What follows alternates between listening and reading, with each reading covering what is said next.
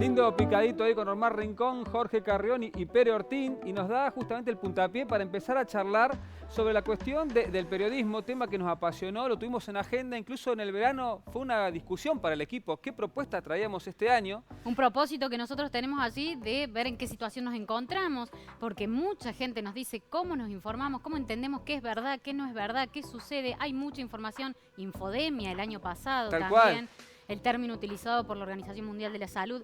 Es un tema y que nosotros queremos seguir manteniéndolo para reflexionarlo, como siempre decimos, con todos los que están del otro lado. Hay una frase de Borges y Bioy Casares en las crónicas de Brusto Domel que dice: le tocaron tiempos difíciles como a todos los hombres. Bueno, como a todos los periodistas en este caso. Pero para reflexionar sobre esto tenemos el lujo, el gustazo de recibir a Martín Caparrós, que está allí desde Madrid. Lo saludamos, Miguel y Coti aquí desde Córdoba. Martín, ¿cómo te va? Buenas tardes. Hola, ¿qué tal? ¿Qué dicen? Hola, Martín. Bien. Bueno, Martín, nosotros en esta idea de empezar a buscar quizás algunas pistas acerca de estos momentos, decía, la experiencia tuya tiene dos cosas que combina bien en este momento. La reflexión sobre el momento periodístico, pero también la praxis con lo que es chachara.org, que es tu sitio. Entonces quiero que entremos por ahí. ¿Cómo llegaste a chachara.org? Y a partir de esto que empezamos a plantear nosotros, ¿qué momento vive la profesión o el periodismo? Bueno, yo llegué a chachara.org, como vos decís, que es mi lugar, un lugar donde simplemente escribo un poco lo que quiero, porque a mediados del año pasado estaba harto de que en un viejo diario norteamericano con cierto prestigio, vaya a saber por qué, donde yo escribía una columna cada 2 semanas, pensaran que me podían decir lo que debía escribir y lo que no, cómo podía escribirlo y cómo no. Y creo que lo soporté durante un tiempo porque aquello de las letras góticas que tienen cierto atractivo, entonces eso, como se llamaba New York Times, supongo que les toleré cosas que no debería haber tolerado, pero en un momento me harté y decidí eso, aprovechar las facilidades técnicas de la época para armar un lugar donde yo puedo escribir cuando quiero, cómo quiero, lo que quiero, etcétera, etcétera. Por supuesto, sé que es de algún modo un privilegio después de tantos años de hacer esto, también es un esfuerzo particular. Pero en todo caso, lo que no me interesa son esos medios que se arrogan el derecho de decirte lo que tenés que escribir y lo que no. Quiero decir, esto ya alcanza, es suficiente. Y además el New York Times y muchos otros medios, probablemente menos prestigiosos, trabajan cada vez más para tratar de satisfacer a su público. Trabajan cada vez más sabiendo qué es lo que su público espera y tratando de darle eso que espera. Cuando yo creo que el periodismo que vale la pena es el que te da lo que no estás esperando, el que de algún modo te sorprende, no digo con noticias raras, sino haciéndote pensar o dudar por un momento de las cosas que creías saber. ¿Y eso en qué situación se encuentra el resto del periodismo? Por ahí hemos escuchado esta frase del periodismo se encuentra en crisis o la crisis que transitan los periodismos. ¿Cuál es tu mirada acerca de esa supuesta crisis? Le tocaron, como a todos los hombres, tiempos difíciles en que vivir. Es una de las frases que más cito, la acaban de decir ustedes. Yo creo que el periodismo y cualquier otra actividad siempre está en crisis, afortunadamente, porque esa sensación de crisis es la que te hace buscar formas, buscar maneras de algún modo distintas. En este caso particular, esta crisis, estos tiempos difíciles, consiste básicamente en que han cambiado mucho las formas técnicas en que se puede difundir y hacer circular la información hasta en los últimos 20 años, obviamente por la irrupción de Internet, de los teléfonos móviles, de la hipercomunicación en que vivimos. Y entonces eso ha puesto en una crisis muy grave, pero terminal, al modelo de difusión de las noticias que hegemonizó durante el siglo XX, digamos. Este modelo tenía que ver sobre todo en ese aspecto, digo, con la existencia de grandes diarios nacionales de referencia, espacios que tenían ese prestigio de ser aquellos donde se decía lo verdadero, lo indiscutible, etcétera, etcétera. Eso podía funcionar cuando no había otras 800 fuentes de información que circulaban al mismo tiempo, cuando la información podía segmentarse en ciclos periódicos, por eso se llamaban periódicos, porque la información cerraba a las 10 de la noche cuando cerraba el diario, se leía a las 8 de la mañana y había que esperar otro ciclo para que volviera a rearmarse, en fin, una cantidad de cosas que ya no suceden. Esos grandes diarios, esos grandes medios, efectivamente están en crisis, pero quieren hacernos creer que su crisis es la crisis del periodismo. El periodismo no está en crisis, el periodismo, como decíamos, está en crisis igual que siempre, buscando formas.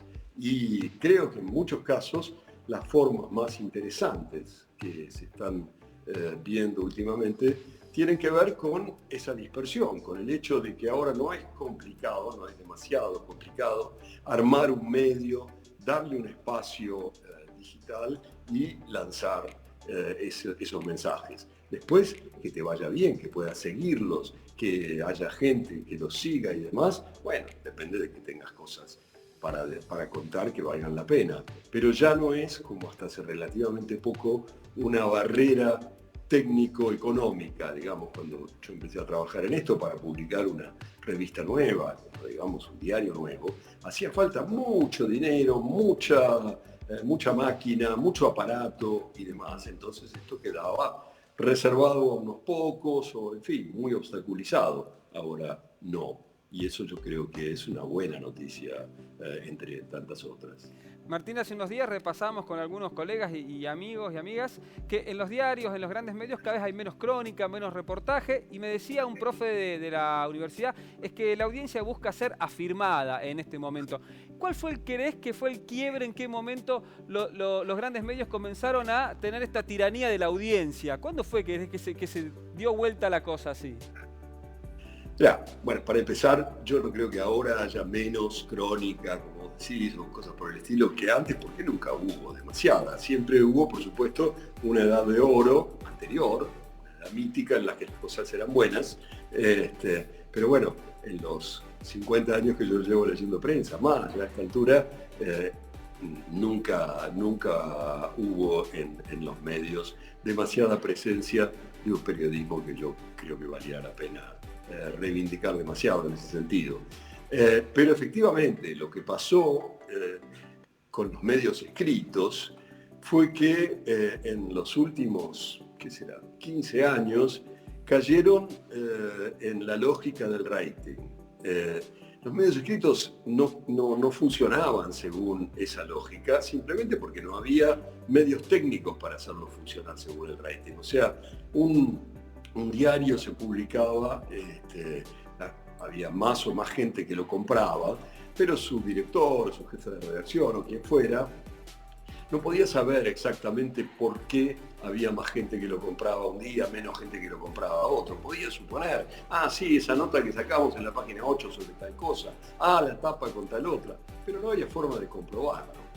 La televisión sí funcionaba desde hace mucho tiempo según esta lógica del rating. La radio un poco menos. Los medios escritos no. Pero resulta que hace 10, 15 años empezó a poder medirse con cada vez mayor precisión cuánto se lee cada noticia. Ustedes saben que en los diarios grandes hay grandes paneles que les van diciendo segundo a segundo cuánto se lee cada noticia. Entonces, muchos caen en la tentación de conseguir rating, en la tentación de publicar aquello que el público espera que se publique. Y muchas veces, y esto es otro problema grave pero distinto, lo que el público pide o espera no es lo que uno llamaría buen periodismo. Martín, también nosotros aquí desde el programa tomamos la decisión desde el año pasado, desde hace un tiempo, utilizar el lenguaje inclusivo. Y hemos recibido también profundas críticas sobre cómo titulamos o devolución de los oyentes.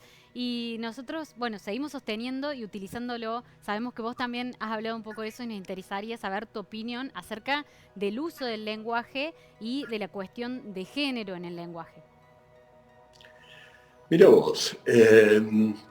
Bueno, a mí me parece obviamente bien que el lenguaje no excluya.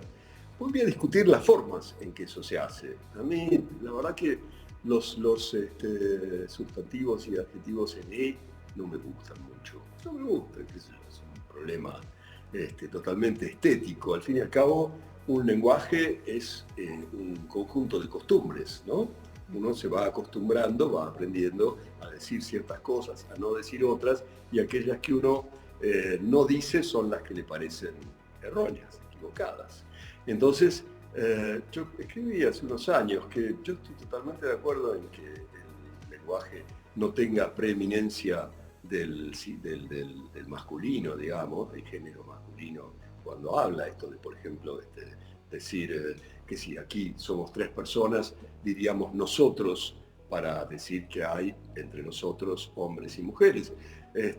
Pero a mí decir nosotros, la verdad que no me termina de sonar. Entonces yo proponía que dijéramos simplemente nosotras o nosotros indistintamente. Yo no tengo ningún problema en decir nosotras 3 para hablar de ustedes 2 y yo. Me gusta más esa solución, la de ser indistinto. Se pierde un poco de precisión, porque hasta ahora, cuando uno dice nosotras, se sabe que son todas mujeres. Pero bueno, la verdad que estoy dispuesto a perder esa precisión a cambio de ganar inclusión y mantener belleza, digamos. Pero bueno, esa es mi idea del asunto. En todo caso, estoy de acuerdo en que busquemos y encontremos las maneras de no ser excluyentes, de no ser, qué sé yo, racistas cuando hablamos, ¿no? Martín, estoy terminando de leer Sin Fin, sé que se reedita ahora El Hambre también y otros libros tuyos. ¿De qué tenés ganas de escribir? ¿Qué es lo que lo motiva a Caparrós en estos tiempos? Te seguimos en cháchara, pero ¿cómo descubrís un tema? ¿Dónde te aparece esa llamita para decir voy por acá? No lo sé. Si supiera mi vida sería mucho más fácil. Porque podría preverlo, ¿no? Ujú. No sé. De vez en cuando me pasa, quiere decir. Bueno, para empezar me tiene que pasar profesionalmente por lo menos una vez por semana o 2, porque escribo 1 o 2 columnas por semana. Y entonces tiene que aparecer algo que me llame la atención. También eso condiciona mi forma de mirar el mundo, de mirar los medios, de mirar internet, etcétera, que estoy en general buscando. Es si acaso una versión propia de aquello que yo alguna vez llamaba la mirada del cazador, estar atento todo el tiempo para ver por dónde salta la liebre.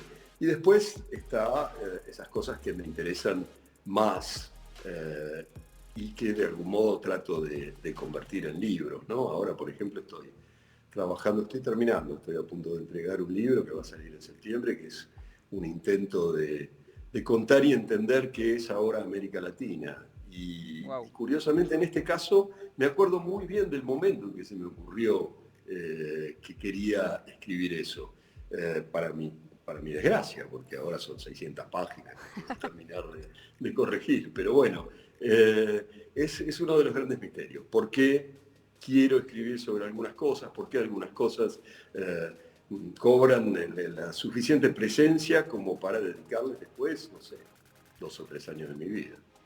Martín, y bueno, para cerrar y despedirte, nos vamos a hacer un poquito autorreferenciales desde aquí de Córdoba, Ujú. pidiéndote si te acordás ahí, el momento en que escribiste esa crónica, cuando viniste y estuviste por Córdoba, y que estuviste también en un baile de cuarteto, si recordás o te quedó algún recuerdo de Córdoba y de esa crónica que escribiste de nuestra ciudad.